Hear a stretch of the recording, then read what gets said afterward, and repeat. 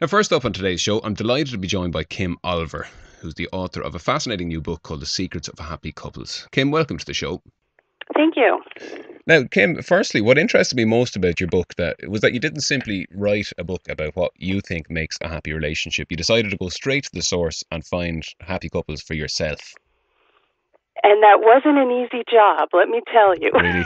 It was really tough. I thought I set my sights on 100 happy couples, and it was defined by their own definition. So I asked each of them separately, are you happy and satisfied with your relationship? And if they said yes, and they'd been together at least 10 years, then they qualified for my survey. And I thought it would take me about 6 months. Yeah. It took me 2 years. 2 years? 2 years. And I'm a public speaker, and I talk in front of audiences, thousands of people every year, and I always asked every audience. And was it a case that they didn't understand what your definition of happy was, or they didn't really, know what you're looking for? Well, there were some who spoke to me and said, well, we are happy and satisfied, but things aren't perfect. And I wasn't looking for perfect couples. I don't believe there really are any. It'll take you a lot longer than 2 years. Yes. I think that would have been an impossible task. But, when they spoke to me, then they were more than willing to get involved in the survey. But I think for the most part, what I learned and what I believe to be true is that there really are a lot of couples out there who are just, settling for mediocre in their relationships, and they're just not really happy. Mm-hmm. And that's why I wanted to write the book, because I think there's things that people can do to be happier in their relationships. Okay, so was there a common trait? Was there a certain number of common traits that define these happy couples? There were 4 that I found. One, I'm not sure. I think we need more research to really define it. But one of the traits was monogamy. Most of the happy couples that I spoke to said that they did not have sexual relationships outside of their committed ones. So that was one of the things that bound them together. Another one was getting to the point where they accepted their partners for who they were, and they were no longer trying to change them. That was a big commonality that I found. Another one that they talked about was effective communication. They had found ways to really talk to each other, and they felt that was really important, the way that they communicated. And the last one I was kind of surprised about, but I say I was surprised because, again, in my attempt to avoid bias, I wasn't going into churches or religious institutions and asking for couples. I didn't want that to be a biasing factor.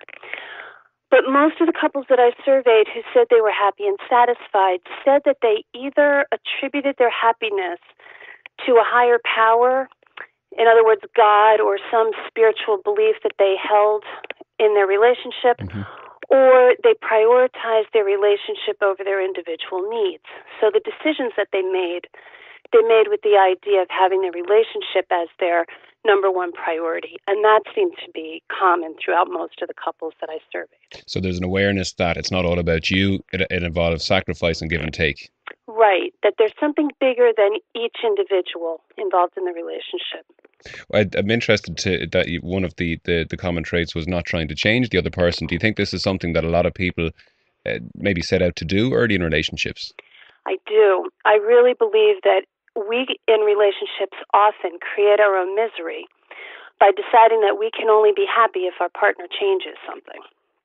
And when we do that, we disempower ourselves. We put our level of happiness in the hands of someone else.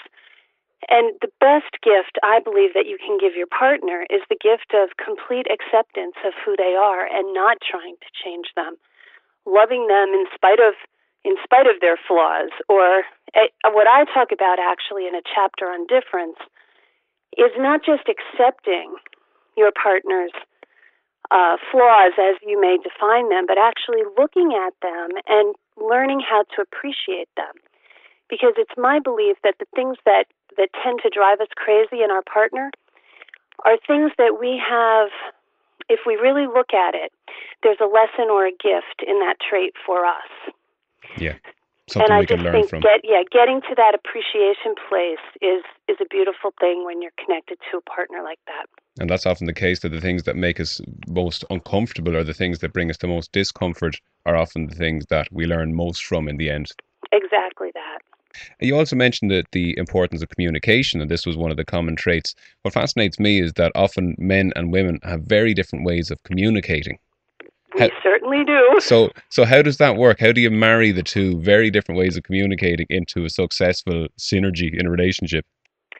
One of the things I talk about is using the platinum rule. We've been raised and taught to believe that the golden rule is the way to do things. So we believe do unto others as we would want them to do unto us. But when you're talking about people with different communication styles and different wants and desires from a relationship, if we give our partner what we would want in a similar situation, we're often missing the mark. Our partner wants something very different. So it would behoove us, if we want more happiness in our relationship, to find out what it is our partner needs in certain circumstances and give him or her what they need in that circumstance instead of what we would want. So an example, the older book that John Gray wrote, Men Are From Mars, Women Are From Venus, very popular book about differences between men and women. Mm-hmm.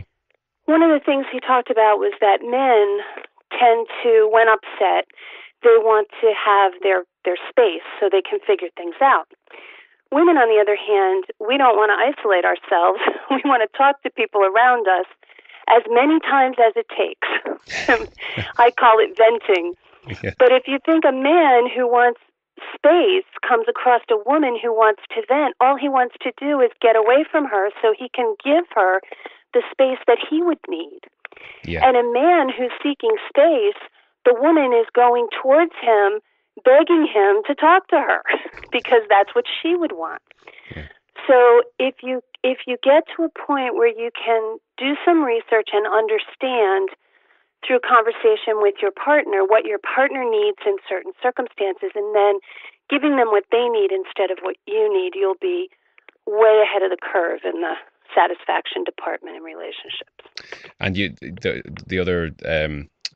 the other common trait you mentioned is that of monogamy. Now, I know you write about the 3-step process for surviving an affair. This is something you deal with in the book. Yes.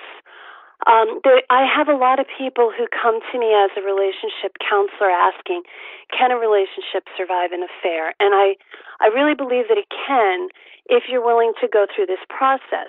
So the first step is to really committing to fixing the relationship. Yes, this is what I want. I want our relationship to get back on track. The second thing you have to do is to really look at your part in the relationship. So there was the person who committed the infidelity. That's usually the villain in the story. People don't condone that kind of thing. So there's usually a bad guy or bad girl in the story. But if you look a little beneath the surface, what you'll find is often the victim in the relationship had contributed to that in some way. Now, I'm not saying that because I'm trying to point the finger and find fault.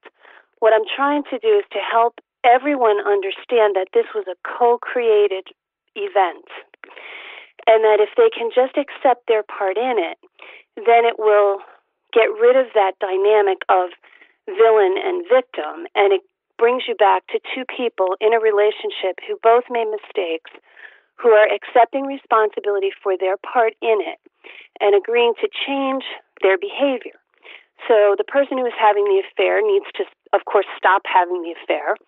And the person who is, not having an affair needs to look at what were they prioritizing in their life over their partner, and then maybe make some adjustments to their behavior choices.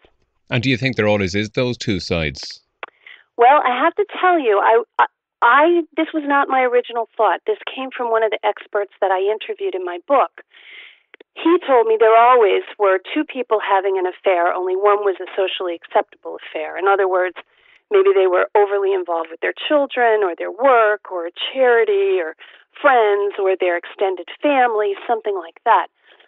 I started to check that out, and I started to talk to people that I knew I had worked with who had had affairs or been the victim of their spouse having an affair, and every one that I talked to admitted that there was something that they could see how they contributed to that situation. So I think it's at least worth looking for. Sure, yeah, it's very interesting actually because we tend to look at these things in a black and white view. Yes, and it's really not that way.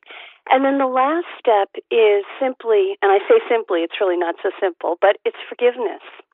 Yeah. And forgiveness really means that you have to let go of your anger and your hostility and your suspicion and the behaviors that you may engage in because you don't trust your partner anymore. You really need to make the decision to forgive and stop punishing the person for the things that they've done. And if you're able to do those 3 steps, I really believe your relationship has a very strong chance of getting even stronger behind this affair that occurred. The 2 chapters that caught my eye as well is what do you need and what do you want? They may seem like simple questions, but they probably were far from it.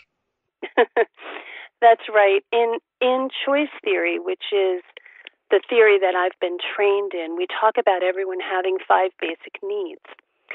And each need is at a different level in each person. So the 5 basic needs are survival, love and belonging, power, freedom, and fun. And if you have, as an example, let's say that your highest need is freedom, and you're in a relationship with someone whose highest need is love and belonging, there's going to be a strain on your relationship because the love and belonging person is going to want more time with you, and you with the high freedom need are going to want more space from your partner. So it's going to make it a little bit challenging to work that out. Another example is the survival need. A high survival person is a saver. They're not a risk taker. They're planning for the future. A low survival need person is definitely a spender, a risk taker, and someone who just lives for the moment. So you could see how 2 people in that relationship may have some challenges to overcome. So getting clear about what you need in a relationship is important. And then talking to your potential partner about how you want that manifested in your relationship. So that is what you actually want. So if fun is a high need for you, what are the things you like to do for fun, and are you compatible with your potential partner in that area? Can you make it work? And again, a lot of these things are coming down to your earlier point of effective communication. Yes. Then, in terms of identifying problems in a relationship, this is something you write about as well. Oh, yes. This is one of those ways where we create our own misery. We find something about our partner that basically drives us crazy, and it's usually something small. In the book, I write about 2 common issues that I hear often differently from men and women. Women seem to have a complaint. Of course, there's always exceptions, but I hear a lot from women that the man in their life just cannot seem to find the dirty clothes hamper. Their dirty clothes end up on the floor, maybe right in front of the hamper, but not in the hamper. Men complain about getting into their wife's vehicle and finding that there's no gas in the car. Yeah. And so both of these things frustrate the other person. And when I ask the question, well, whose problem is it? The initial response, the woman will say, well, it's his problem, he doesn't pick up his clothes. And the man will say, it's her problem, she doesn't fill up her gas tank. And I say, the person whose problem it is the person who's most upset by the situation. So if you go by that definition, then it's the woman's problem that the man isn't picking up his clothes, and it's the man's problem that the woman isn't filling up her gas tank. So once you recognize and own your problem, instead of expecting your partner to solve your problem for you, then you can figure out how you're going to solve your problem. We don't do that. We get so frustrated trying to get our partner to do it what we believe is the right way. And we can nag them and, complain and threaten and blame them and do all these criticizing behaviors. And every time we do that, we're chipping away at the foundation of a healthy relationship. The book is fascinating. It's called The Secrets of Happy Couples, Loving Yourself, Your Partner, and Your Life.